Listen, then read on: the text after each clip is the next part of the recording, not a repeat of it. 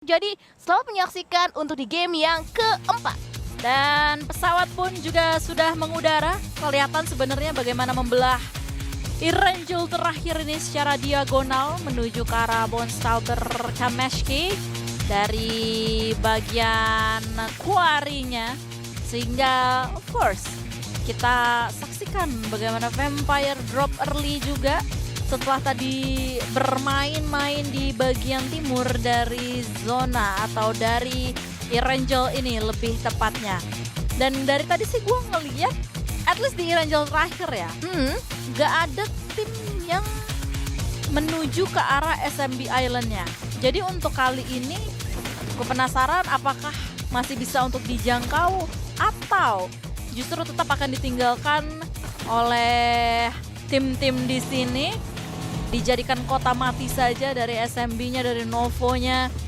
Apalagi kita akan menunggu dalam beberapa saat ke depan untuk reveal circle kita yang pertama.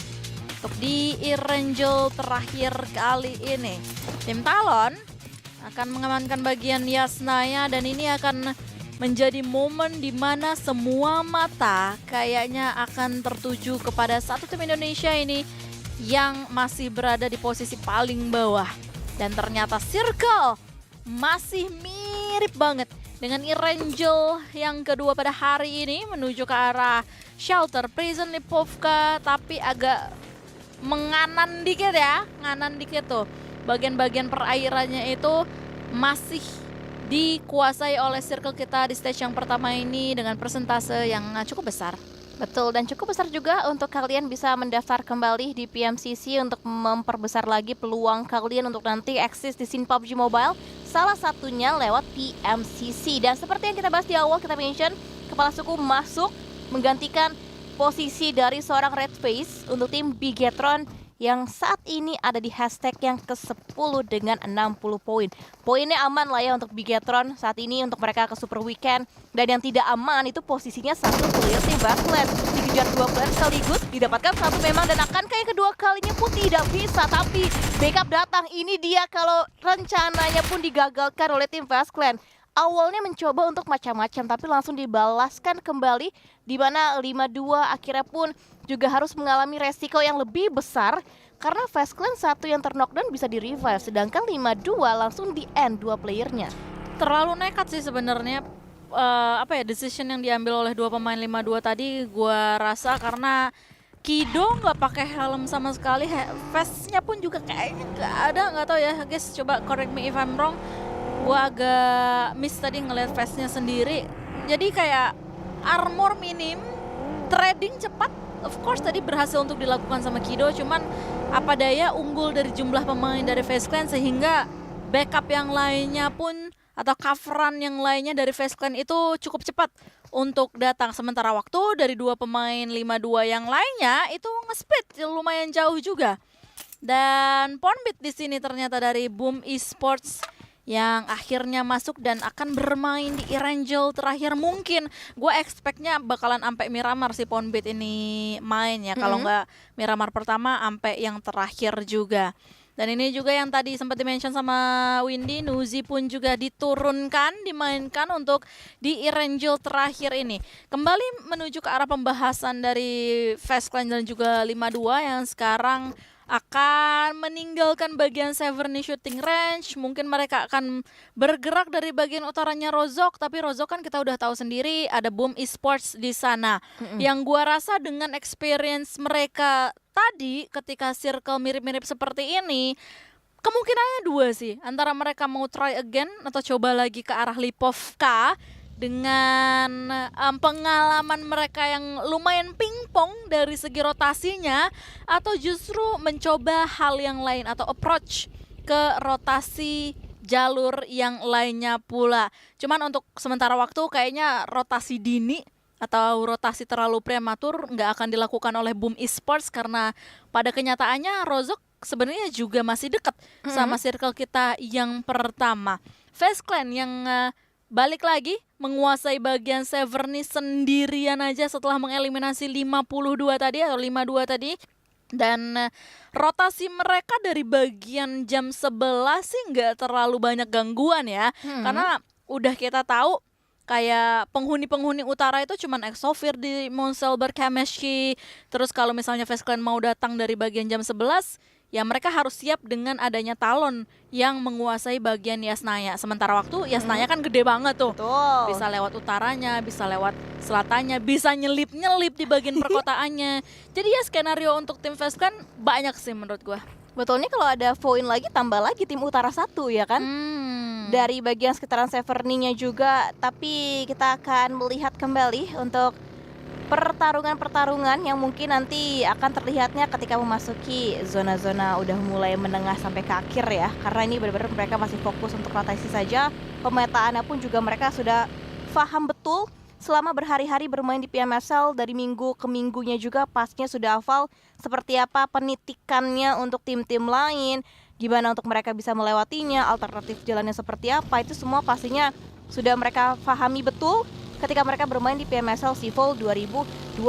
Karena kalau kita bahas lagi, untuk gameplay yang baik sebagai tim itu kan banyak ya, pasti pemilihannya ABC-nya pun juga banyak. Tapi sebelum kita lanjutkan lagi obrolannya, ini ada yang bertemu Alter Ego dan juga Talon. Rosemary langsung disambangi 4 player tanpa adanya permisi, dan itulah akibatnya Bocil didapatkan knockdownnya seorang Rosemary. Bagian belakang pun juga coba didapatkan, tapi vaulting dilakukan Rosemary, dan Crimson pun tumbang di bagian area luar lainnya. Ternyata kita bisa melihat dari tim Alter Ego sudah mendapatkan kembali, bisa kembali bangkit lagi, tapi malah Talon yang rungkat. Tinggal 1 Axel, the last man standing. Mereka yang ingin memulai peperangan dengan tim Alter Ego, tapi nampaknya mereka yang juga tidak bisa mengakhiri kalau sampai Axel didapatkan juga punggawanya oleh tim Alter Ego. Dan that's it. Selesai sudah Talon dipulangkan oleh tim Alter Ego, tapi datang lagi lawan yang baru, dan itu datang dari tim lawan mereka kali ini. Exofir pun datang, dan secretnya jauh. Rosemary kembali mendapatkan 1 secure point eliminasi, tapi lihat di bagian sisi lainnya didapatkan kembali lagi 1 player terakhir, the last man standing tim Alter Ego. Rosemary berlari-lari dia menjaga bagian area tangga. Kali ini granatnya untungnya masih belum connect. 1 melawan 2 berpindah, vaulting out dilakukan, dan nampaknya Rosemary masih ingin mendapatkan kembali untuk keunggulannya, tapi 1 melawan 3 Kadon. Ini harus mengisolate satu persatu pemain-pemain dari Exofir.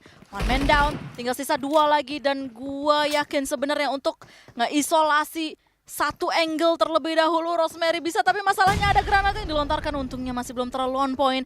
Akan ada granat balasan atau granat selanjutnya maksud gua akan dilontarkan menuju ke arah lantai 2, langsung keluar mengintip bagian balkon, dan itu dia isolate angle yang begitu perfect dari Rosemary, membuat fight ini imbang 1 versus 1 antara seorang KNS versus Rosemary. Dengan menggunakan shotgun gaming body-nya, dia tahu persis apa yang akan dilakukan oleh KNS, yakni reviving.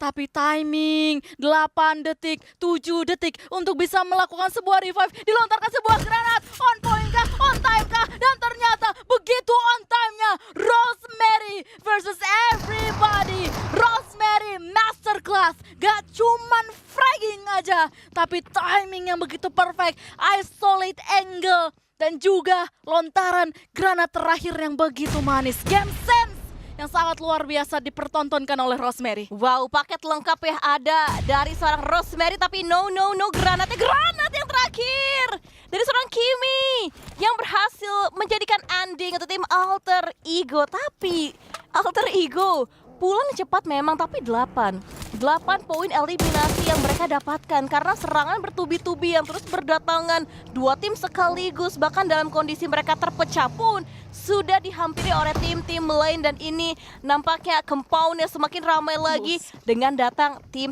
Fast Clan. Berapa banyak tim yang datang, berapa banyak percobaan, bahkan Canary kali ini dengan shotgun yang berhasil didapatkan untuk kembali eliminasinya. Sampai akhirnya 5-2 pun tidak bertahan. Oke, ada lagi yang mau datang? Mungkin yo, tim absen secret. Absen yuk. Bang Windah mana ya? Absen Bang Windah. Absen. Absen 1, 2, 3. Semuanya tuh di satu compound ya. Jadi graveyard banget. Nah ini nih maksud gua isolate angle-nya. Sumpah, lu gokil banget dah. Asli. Ini masalahnya 1 versus 3. Wow. Dia tahu isolate angle tuh kayak gimana, Iya, caranya tuh gimana. Dia tahu lagi melakukan yo ayo terus dia tahu terakhir tadi lagi melakukan sebuah reviving ya. Dan langsung aja nge-cook granat dilontarkan di waktu yang tepat. Gua yakin sebenarnya kalau ada waktu dan juga wiggle room yang lebih besar untuk Rosemary, 5-2 dua pemain yang datang itu bisa tuh di-redo lagi Bisa. kayak tadi. Cuman sangat disayangkan emang kayak granat yang pertama tadi masuk sih, jadi udah ngekikis half HP barnya, sehingga lontaran granat yang kedua terlalu on time menuju ke arah Rosemary yang lagi tarik mundur. Jadi ya udah nggak bisa ngapa-ngapain lagi. Jadi itu yang kita ngeliat ya tayangan ulangnya, sudah digambarkan secara jelas. Kita melihatnya juga secara nyata dengan kedua mata kita. Bagaimana pergerakannya Rosemary luar biasa. Dan itu yang membuat lagi-lagi memang nggak heran kalau keluar sebagai MVP di minggu yang pertama. Dan di minggu yang kedua pun walaupun mungkin masih dalam keadaan yang belum benar-benar fit, tapi tetap bisa menunjukkan performa yang sangat baik dari seorang Rosemary. Dan sekarang berarti perjuangan dari tim Indonesia akan dilanjutkan oleh Bigetron, Glue, Boom dan juga RRQ. Setelah tadi kita melihat sudah redup dua lampu dari tim Indonesia, Alter Ego dan juga Talon, dan zonanya bisa kalian lihat seperti ini. Untuk beberapa tim yang masih tertahan di bagian area selatan juga masih butuh waktu lagi untuk mereka bisa masuk. Gue agak-agak salfok nih ya. Nih nanti kita bakalan lihat habis airdrop ini. Oke, airdrop diambil sama tim secret. Oke. Aset muncul. 1, 2, 3. Tolong. Banyak amat airdropnya. Diambil nama secret semua juga. Nah, nih. Nah, live status. Yang mati lampu berapa teman-teman? 4. Talon 52, Exovir, Alter Ego. Di satu titik doang nih, ya kan? Titik yang sama. Yang lainnya nggak kesentuh coy. Nggak ada sama sekali. Yang pincang satu kek, yang ke LM1 nggak ada sama sekali tuh. Udah tuh fight satu compound itu doang dari tadi. Udah selesai, 4 tim pulang. Heboh banget. Perkara satu compound rame banget ya di bagian sisi kanan. Dan sekarang dijarah sama Fast Clan, bener-bener nyaman banget. Setupnya juga udah mantep banget ya, 1 berbentuk persegi. Untuk posisi setupnya Fast Clan saat ini bagian sisi utaranya bener-bener kosong banget. Nggak ada contender sama sekali karena ya sudah habis semuanya ya, kontendernya total 4 tim. Dan sekarang Vampire nampaknya membuka tembakan, memancing memang, tapi yang terpancing tim yang berbeda lagi. The Xavier-nya pun datang dan Lamborghini tadi datang di waktu yang tepat, di posisi yang tepat juga, sampai dengan gampangnya bisa mendapatkan satu secure point eliminasi terhadap tim Vampire. Kasian banget, Nuzi baru main. Cepet Amat ya.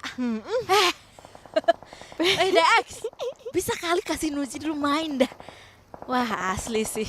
Ini gue jadi Nuzi udah pemanasan ya. Taruh lagi HP-nya jadi spektator kan. Cuman ya jokes aside, kita melihat Vampire tadi dalam usahanya keluar dari cengkraman di Xavier, mereka harus menghadapi layer selanjutnya yakni Hill. Tiger X mempunyai angle yang cukup enak sebenarnya untuk bisa screening, downloading informasi di open field seperti itu. Apalagi ada satu hit mark yang connect, yang kelihatan tadi menuju ke arah seorang Mela, di following up dengan lontaran granat yang masih terlalu jauh untuk bisa menjangkau satu smoke yang berisikan pemain dari Vampire ini. Justru Hell kelihatan oleh di Xavier nih. Xavier pun juga melanjutkan perjalanan mereka karena masih bermain di sekitaran Blue Zone, karena emang itu adalah jalur rotasi yang mereka mau tempuh, muter sedikit menuju ke arah bawah, mungkin saja ke shelter, tapi agak naas sebenarnya karena zona kita atau circle kita yang selanjutnya ketarik menuju ke arah bagian utara banget. Iya benar, dan ini Fastland juga langsung gercep ya dilakukan untuk yang pertama kalinya dari seorang Exozip. Tapi Bigetron bertemu dengan tim Toda kali ini datang satu persatu punggawanya mereka. Bigetron masih full squad tapi Toda tampaknya sudah mulai tumbang mereka satu persatu. dan tinggal dicari orang yang terakhir.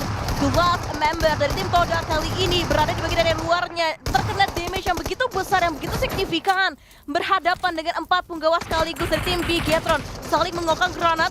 Adanya barter utility, tapi untungnya granat dari player tim Todak tidak terkena siapapun, akan dihampiri, akan didekati lagi dan masih bernari-nari di bagian area luarnya, masih tertahan dia dan akhirnya selesai. Sunda ending dilakukan, didapatkan oleh tim Cellcom DG Alliance, dan Bigetron pun Zuxi sang kepala suku juga ikut dibuat kneeling down satu playernya. Masih possible banget untuk diselamatin, apalagi udah ada usaha nge-pop out beberapa smoke juga ya untuk bisa crossing menuju ke arah satu properti yang dihuni oleh Zuxi.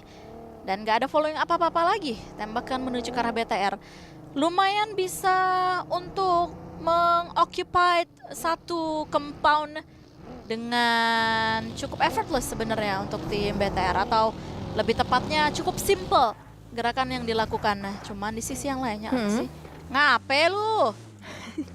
Gak tahu dah ngapain, ntar dah mungkin di highlight ya. Bisa kelihatan apa yang terjadi, mungkin saja diberikan beberapa pressuring dari sisi-sisi yang lainnya, tapi kita bakalan melihat adanya posisi Hale yang digeruduk sama pemain-pemain di Xavier. Parajin justru yang tumbang di sini. Richard, low HP, masih ada boostingan juga yang bisa untuk menambahkan HP barnya, tapi trading terus-terusan bergulir. Ini tidak ideal sama sekali untuk di Xavier, karena pada akhirnya Last Man Standing pun juga tumbang. Kelihatan pula oleh Glue Block dari sisi yang lainnya, harus tereliminasi keseluruhannya dari di Xavier. Wow, kehilangan kembali ya satu tim ya, karena sudah mulai semakin padat, mulai semakin ramai lagi. Dan sekarang di area rooftop tadi sempat menjadi sebuah informasi yang cukup banyak diterima oleh seorang Tiger pastinya.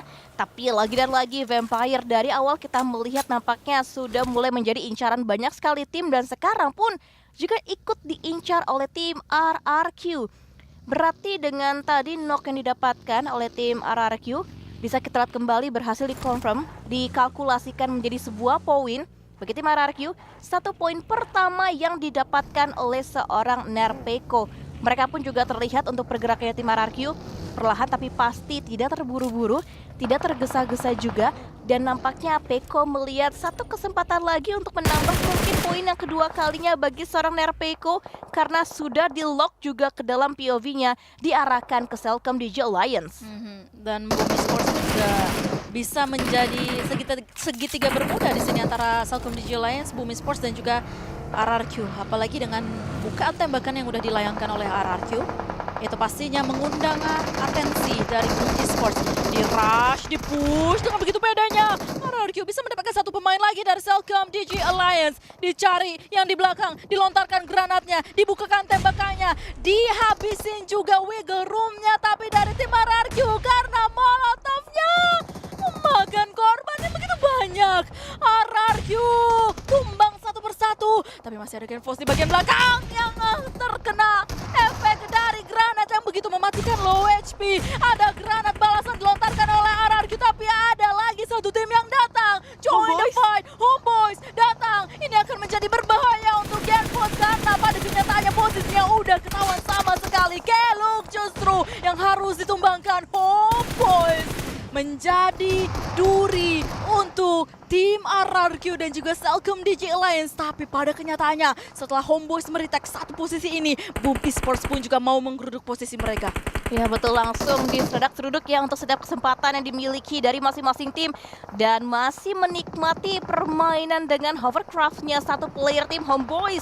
Nampaknya ingin men-screening, mencari tahu di manakah lokasi player tim Boom Esports berada. Kalau ia beruntung didapatkan lindasannya, tapi Vampire juga join the party. Zakul mendapatkan angle view-nya untuk nge-pick satu player tim Boom Esports kali ini. Dan nampaknya kembali down lagi playernya. Ghost 1, Ghost 2, semuanya udah mulai tumbang kembali. Tinggal 2 yang terakhir yang tersisa dari tim Homeboys kali ini. Dan dia pun menghejani granat untuk area yang dijadikan persembunyian satu player dan Boom. Dan bahkan Boom Esports hanya tinggal satu, the last member, yaitu dari seorang Zero kali ini yang masih bertarung sendirian saja. Sudah tidak ada backup, tapi Zero berhasil bisa mendapatkan seorang Rimboy kali ini dan langsung di-secure eliminasinya oleh seorang Zero. Nice one, Zero sebagai last man standing. Dia tahu persis protokol apa yang harus dilakukan dengan situasi dan juga kondisi seperti ini. Itu adalah the best thing he can do sebagai last man standing, mendapatkan eliminasi poin tambahan untuk Boom Esports. Masih bisa bertahan untuk sementara waktu, tapi pastinya posisi yang tidak ideal sama sekali. Masih open field dan juga masih di bagian sedikit luar dari zona offside dari zona sendiri. Dan kayaknya udah mulai tercium posisi dari seorang Zero. Berhasil untuk mendapatkan satu knockdown, tapi terlalu banyak musuh yang berdatangan. Walaupun dirinya mendapatkan 2 knockdown menuju ke arah Hill. Tapi apa daya, 4 versus 1 itu seperti menegakkan benang basah. Lumayan mustahil, tapi kudos untuk seorang Zero. Ya, ini luar biasa ya untuk one man show dari seorang Zero, tapi Homeboyz juga masih dalam kesulitan yang luar biasa, kan berhadapan dengan Hill kali ini dan akhirnya selesai sudah Hill yang menjadi eliminator untuk satu punggawa terakhir Homeboyz X Magda Esports. Dan yang terknockdown akan dibiarkan begitu saja dan giliran Bigetron join the party kali ini menjadi party crusher bagi beberapa tim yang sedang menikmati kejayaannya mereka dan tumbang kembali playernya Hill kali ini. Bigetron nampaknya bisa mengakhiri perang ini dengan sangat baik, tapi hati-hati turun 2 playernya menembakkan kembali dan akhirnya selesai sudah rata, harusnya dipulangkan satu persatu player Hill oleh Bigetron. Yes, harus repost atau repositioning dari pemain-pemain BTR. Reset cepat-cepatnya juga regroup, apalagi mereka harus masih mengarungi open field ini di bagian selatan untuk bisa masuk lagi ke dalam zona kita di stage yang ke-6. Meanwhile, di dalam zona sebenarnya di depan muka dari BTR ada Vampire di bagian selatan, di baratnya ada Glubluk. Tim Secret yang sekarang kalian lihat pengen digangguin sama FaZe Clan. Mereka akan bertempur di bagian utara. Jadi ini akan menjadi polar opposite match atau war terjadi di bagian utara dan juga selatan.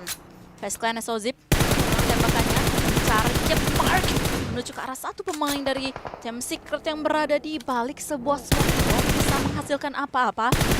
Sabar aja, di spray terus-terusan, di spam terus-terusan guna untuk bisa mengusir posisi dari seorang GK ini. Tapi ternyata di sisi yang lainnya Glubluk lah mendapatkan satu angle shot menuju ke arah Tim Secret dan satu pemain tumbang langsung digeruduk massa. Pemain-pemain FaZe Clan bisa mendapatkan satu pemain lagi, seorang Canary dengan close combatnya yang begitu mantap. Tapi ternyata dari SOZip tumbang Tim Secret. Mereka runtuh satu persatu. Tinggal sisa last man standing aja yang udah diketahui posisinya, dilontarkan sebuah granat terlalu on point, terlalu indah. Granat tersebut FaZe Clan berhasil memulangkan Tim Secret dan mereka masuk ke top 4. Yes, ini informasi yang didapatkan sama FaZe Clan udah benar-benar komplit ya, karena split yang dilakukan dari Tim Secret bisa mereka handle semuanya one by one sampai akhirnya diculik 1, culik 2, sampai akhirnya selesai.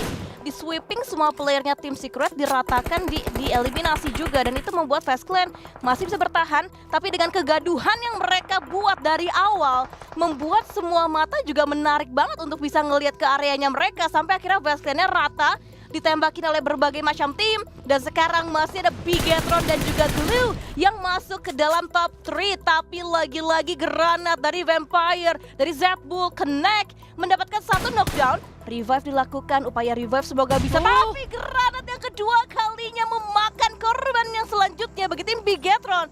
Tinggal satu yang terakhir, dan itu dari satu punggawanya yang ada di bagian belakang dari seorang Zuxi, yang nampaknya akan coba mencari lagi posisi yang lebih aman lagi, menghindari fightnya. Sementara waktu kita akan serahkan tugasnya untuk Glue menyelesaikan misi, mengakhiri, mengending perjalanan dari tim Vampire. Zbull yang berada di area atap sudah mereka handle dengan sangat baik, dan mereka pun nampaknya tahu betul di mana letak player yang terakhir Vampire, dan akhirnya selesai sudah Vampire. Dan tinggal Bigetron dan juga Glue, dan dipastikan Indonesia akan mendapatkan chicken kali ini. Yap, antara Glubluk dengan 4 punggawa mereka versus Zuxi atau Zuxi, last man standing yang udah di lockdown habis-habisan, masih mengupayakan sebuah revive tersebut guna untuk bisa kembali ke medan perang dengan 2 punggawa. KF nge-spray mencari posisi dari 2 pemain tim BTR, dilontarkan sebuah granat, masih belum terlalu on point. Tembakan dari KF dan juga Noel terlalu on point, di following up dengan sebuah granat. Dan ternyata Rezi sebagai last man standing gak bisa kemana-mana lagi. Glubluk terlalu menabrak sehingga winner chicken dinner berhasil untuk mereka kuasai. Wow, congratulations untuk Glubluk mendapatkan chicken dinner untuk di game yang keempat di hari ini.